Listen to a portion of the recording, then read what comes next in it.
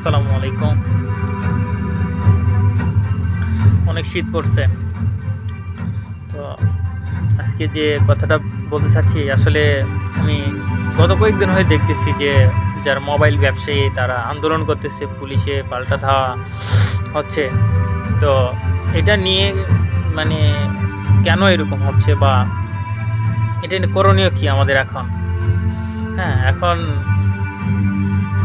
আমি তো একা বললে হবে না। হ্যাঁ, এখন এটা সরকার ইস্যু বা রাষ্ট্রীয় ব্যাপার।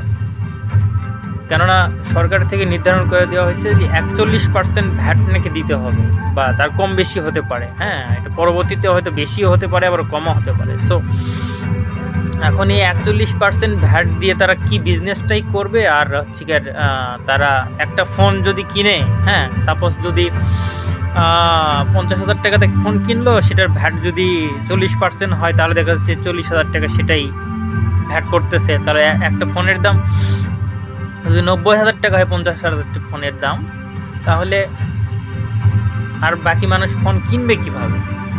মানে ফোনটা মানে যে কিনবে তার একটা সামর্থ্য থাকা দরকার। তো এই যে একটা বিষয়, এই বিষয় নিয়ে সবাই একটু তোলপাড় বা আলোচনা করতেছে, বা এটা আমি মনে করি যে এটা একটা মানে সঠিক একটা সমাধান হওয়া দরকার। কেননা মোবাইল নিত্য প্রয়োজনীয় একটা জিনিস মধ্যবিত্তর সামর্থ্যের মধ্যে। আর এটা যদি মানে সেভাবে সুরা না করা হয়, তাহলে এটার পরবর্তীতে হয়তো দেখা যাবে যে এভাবে পাল্টা ধাওয়া করলে দেশের একটা শৃঙ্খলার ব্যাপার আছে, সামনে আবার নির্বাচন। তো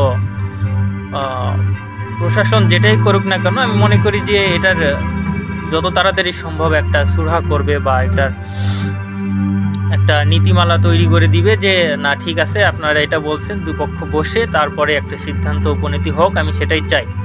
কারণ সামনে নির্বাচন, এরকম যদি শৃঙ্খলা ভঙ্গ হতে থাকে তাহলে দেশের একটা বড় ক্ষতি হতে পারে। সো সবাই সাবধান থাকি, এবং এটার একটা বিহিত মনে হয় করা দরকার।